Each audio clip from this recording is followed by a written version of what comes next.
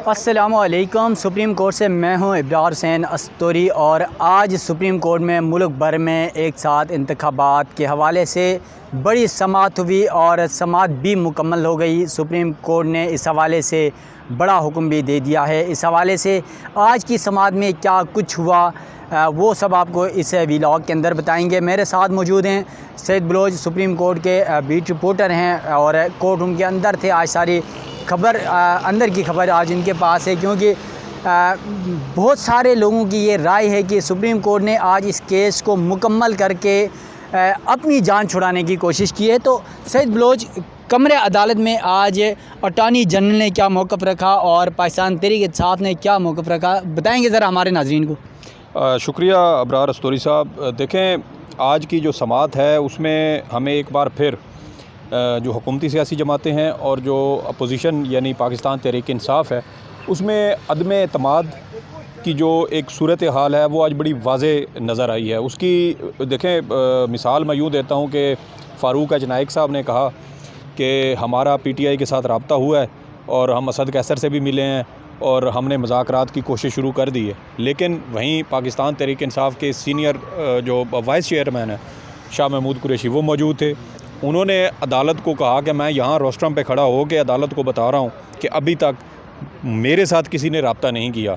मेरे party chairman Imran Khan ने मेरी सरबराही में फवाद चौधरी और सेनेटर अली ज़फ़र पर मुश्तमिल एक 3 रुकनी कमेटी बनाई है और मैंडेट मेरी जमात ने, मेरे चेयरमैन ने मुझे दिया है, लेकिन अभी तक हुकूमत ने मेरे साथ कोई रब्ता नहीं किया। ये इनकी संजीदगी का आलम है।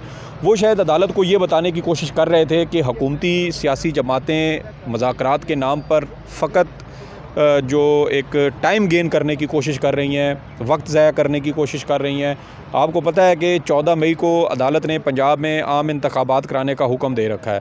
आज 27 तारीख़ हो गई है, 30 का महीना है, 3 दिन ये रह गए, 14 दिन अगले हैं, बल्कि 13 दिन, क्योंकि 14वें दिन तो इलेक्शन होने हैं। 13 दिन टोटल, पीछे 16 दिन है। और अगर इलेक्शन शेड्यूल आप देखें पंजाब में तो 28 तारीख से 28 अप्रैल से पंजाब में इंतखाबी मुहिम का आगाज़ भी होना है। तो अब तक की जो सूरत हाल है वो बड़ी आप समझे कि एक ख़तरनाक किस्म की सूरत हाल है। हुकूमत ने गुज़श्ता रोज़ पार्लियामेंट में फिर जो मंजरकुशी की, जिस तरीके से तकारीर की गई, सुप्रीम कोर्ट के बारे में जो रवैया इख्तियार किया गया वो बहुत ही गैर मुनासिब था। ये एक आध बार नहीं हो रहा, ये सुप्रीम कोर्ट की तीसरी डेडलाइन है जो आज गुज़र जाएगी। और इन तीनों बार 4 अप्रैल, 14 अप्रैल और आज 27 अप्रैल, ये तीनों बार हुकूमत मुसलसल एक ही रवैया इख्तियार किए हुए है और वो ये है कि सुप्रीम कोर्ट की हुक्म अदूली करनी है। बज़ाहिर जो सियासी जमातें हैं, हुकूमत की सियासी जमातें, उनके पास कोई बयानिया नहीं है कि वो इंतखाबात में जाएं तो किस बुनियाद पे जाएं। महंगाई ऐसी है कि आपको याद है कल ख़बर चली है कि पाकिस्तान की तारीख़ में, 75 साल तारीख़ में पहली बार हज कोटा भी पूरा नहीं हो रहा। 9000 जो कोटे में से जो हिस्सा है 9000 हाजियों का वो कम पड़ चुका है। मतलब कि पहले लोग इतने ज़्यादा हुआ करते थे कि कोटा से हट के प्राइवेट हज के लिए लोग जाया करते थे, और प्राइवेट हज तो दूर की बात है। अब देखें कि सरकारी हज के जो ख़र्चा होता है, जो अखराजात होते हैं, वो प्राइवेट हज से बहुत कम होते हैं। और अब नौबत ये आ चुकी है कि सरकारी हज के जो उम्मीदवार हैं, हाजी वो पूरे नहीं हो रहे। तो आप महंगाई का, बेरोज़गारी का, गुर्बत का, मुआशी बदहाली का अंदाज़ा आप यहाँ से लगा सकते हैं कि शायद लोगों के पास अब अल्लाह के घर की ज़ियारत करने के पैसे नहीं हैं। अब तो ज़िंदगी को कहते हैं ना कि इंग्लिश में सर्वाइवल का मसला है। ये तो अब ज़िंदगी की बका दाव पे लग चुकी है कि अब अपने बच्चों को खिलाएं, ख़ुद खाएं या हज के लिए जाएं। तो ये जो बड़े बड़े जो एक तो हम कहते थे ना मिडिल क्लास, वो तो छोड़ें, अब बड़े बड़े बिज़नेसमैन, मालदार जो हस्तियां थीं, लोग थे, उन बेचारों का बुरकस निकल चुका है। तो ये हुकूमत के लिए बड़ी परेशानी की बात है कि अवाम में जाएं तो कैसे जाएं। आज तो ये हुकूमत में है, प्रोटोकॉल है, इनको अवाम को ये नज़दीक नहीं आने देते। जब ये हुकूमत से निकलेंगे, प्रोटोकॉल ख़त्म होगा, एक आम शहरी की तरह ये अवाम में जाएंगे तो अवाम इनके कपड़े नोच लेंगे, इनकी खाल नोच लेंगे। तो ये तौहीन अदालत की भरपूर कोशिश कर रहे हैं।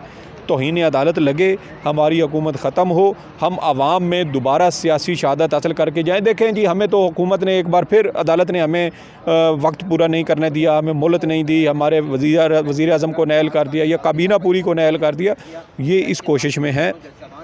लेकिन मुझे नहीं लगता कि अदालत इनको ये सियासी शहादत भी नसीब होने देगी। अदालत बड़े तहम्मुल का मुज़ाहरा कर रही है। आज ये केस था पूरे मुल्क में एक साथ इंतखाबात कराने का, लेकिन आपको याद होगा कि 20 अप्रैल को जो हुक्म जारी हुआ था, तहरीरी आर्डर जारी हुआ था, उसमें सुप्रीम कोर्ट ने बड़ा कैटेगोरिकली लिखा है कि सियासी जमातें इत्तफ़ाक़ राय पैदा कर लें 27 अप्रैल तक, अदरवाइज़ 14 मई को इंतखाबात कराने का हुक्म या जो फ़ैसला है वो बरकरार है।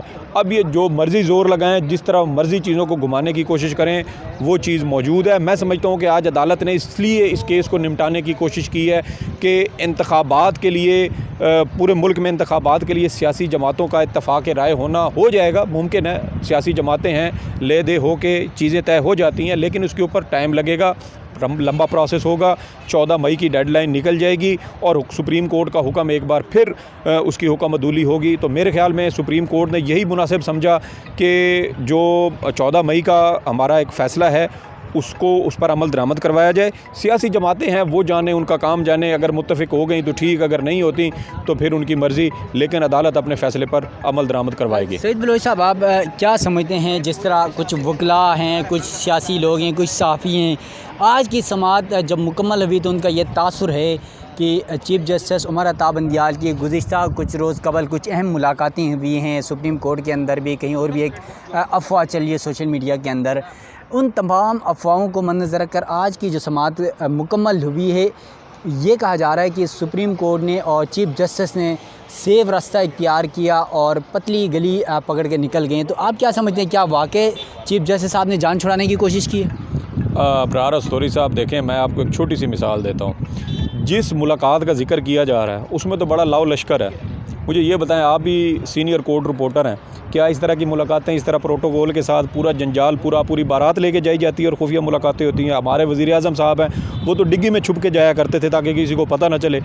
तो देखें, सड़क पर चलती किसी भी गाड़ी का आप नंबर नोट कर लें, या आजकल आपको पता है कि फ़ोटोशॉप हो जाती हैं चीज़ें, डीप फेक ऑडियो वीडियोज़ तस्वीर मौजूद हैं। तो ये इस तरह की बातें नहीं होती कि ये वो देखें वो प्रोटोकॉल जा रहा है और ये चीफ़ जस्टिस साहब आर्मी चीफ़ से मिलने जा रहे हैं, ऐसे नहीं होता। जो अहमकाना बातें इस तरह की कर रहे हैं उनको अकल से काम लेना चाहिए।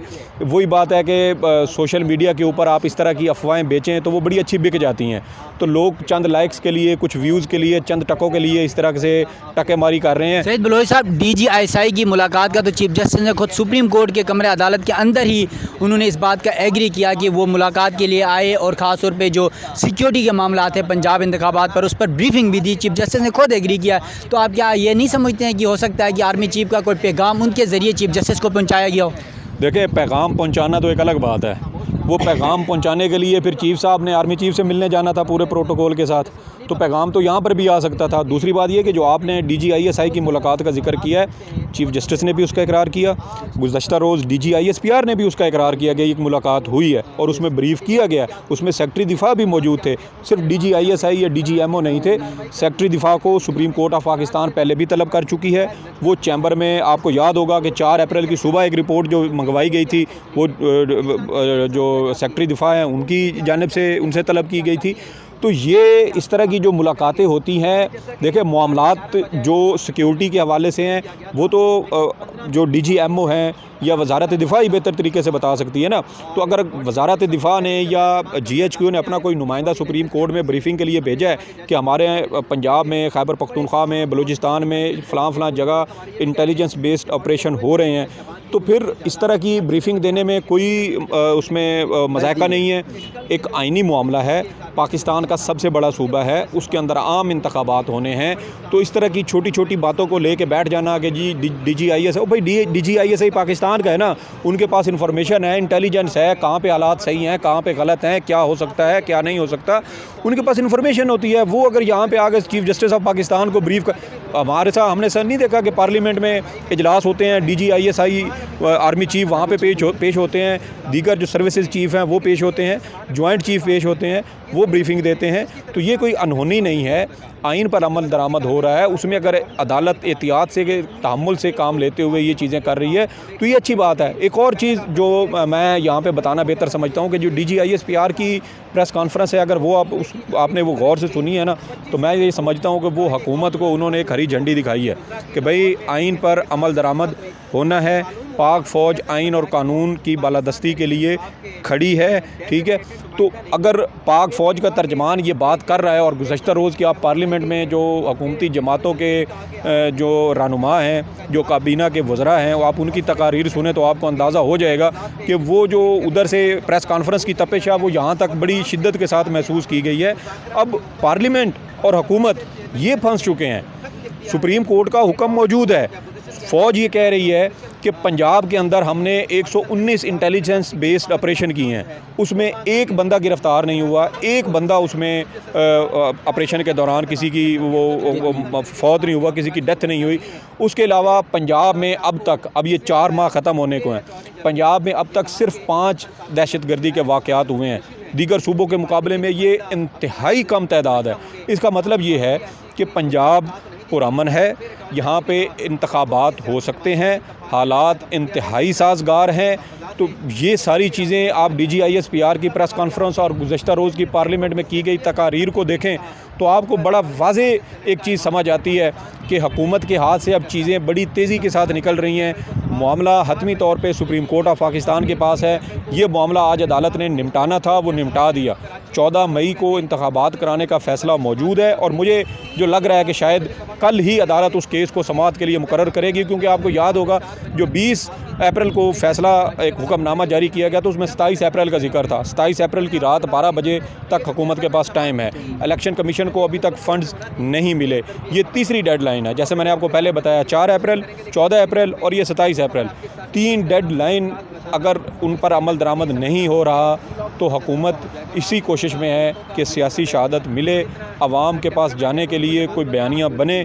लेकिन मुझे ये भी नहीं लगता कि हुकूमत को ये बयानियाँ बनाने की भी कोई उसको मौका मिलेगा।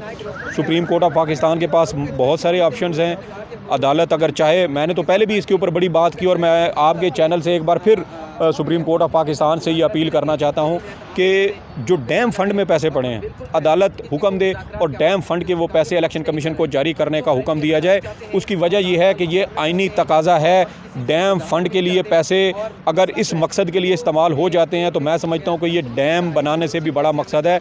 आपने आइन को बचाना है, आपने आइन को बचाना है। तो सुप्रीम कोर्ट ऑफ पाकिस्तान 5 अरब रुपए इलेक्शन कमीशन के पास पहले हैं, 10 अरब रुपए अगर कमीशन को मज़ीद मिल जाएँ तो कम अज़ कम पंजाब की हद तक इलेक्शन बासानी हो सकते हैं। दूसरी बात यह है कि जो सिक्योरिटी वाली बात है तो सिर्फ पंजाब में इलेक्शन होने हैं। आप पुलिस पंजाब से, खैबर पख्तूनख्वा से कुछ इजाफी पुलिस मंगवा सकते हैं, आप बलूचिस्तान से मंगवा सकते हैं, आप सिंध से मंगवा सकते हैं, आप रेंजर्स डिप्लॉय कर सकते हैं, आप FC कर सकते हैं, आप आज़ाद कश्मीर से पुलिस मंगवा सकते हैं, आप GB से मंगवा सकते हैं, आपके पास रिज़र्व फोर्सेस मौजूद हैं।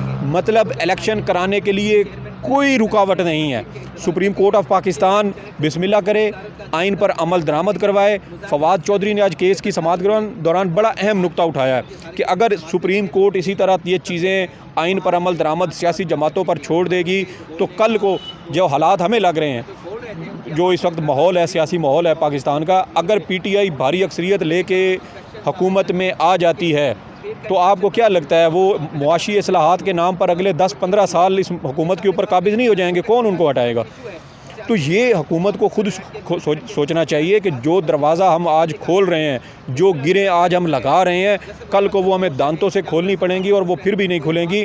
तो ये तो 1 साल है मेरे ख्याल में, PTI तो वो निकाल चुकी है, लेकिन अपोजिशन जो इस वक्त मौजूदा हुकूमत के अरकान हैं, जो वज़रा हैं, मुझे इनमें से एक इंतहाई भारी अक्सरियत 80 से 90% अगले इलेक्शन से पहले मुल्क से फ़रार होते हुए नज़र आ रहे हैं। जी नाज़रीन, सईद बलोच साहब ने आज यकीनन बड़ी इम्पॉर्टेंट बातें बताई, सुप्रीम कोर्ट की समाअत का अहवाल बताया और सियासी जमातों के दरमियान होने वाले इख्तिलाफात से लेकर मुस्तकबिल की प्लानिंग तक सब कुछ बता दिया। पंजाब में इंतखाबात का हल भी बता दिया और साथ साथ ये भी बता दिया कि पाकिस्तान तहरीक इंसाफ मुस्तकबिल में अगर आज हुकूमत अमल दरामद नहीं करती सुप्रीम कोर्ट के फैसले पर तो किस तरह 15-20 साल तक इक़्तिदार पर कब्ज़ा कर सकती है। सुप्रीम कोर्ट ने आज मुल्क भर में इंतखाबात से मुतल्लिक़ केस मुकम्मल कर लिया है। सुप्रीम कोर्ट ने चीफ जस्टिस पाकिस्तान ने कहा कि मुनासिब तहरीरी हुक्मनामा जारी करेंगे, जबकि जो 14 मई को इंतखाबात पंजाब में कराने का मामला था वो इस वक्त पेंडिंग है और मुमकिन तौर पर हो सकता है इसकी समाअत कल हो जाए या अगले हफ्ते हो जाए। तब तक के लिए अपनी मेज़बान इब्रार हुसैन अस्तूरी को दीजिएगा इजाज़त। अल्लाह हाफ़िज़।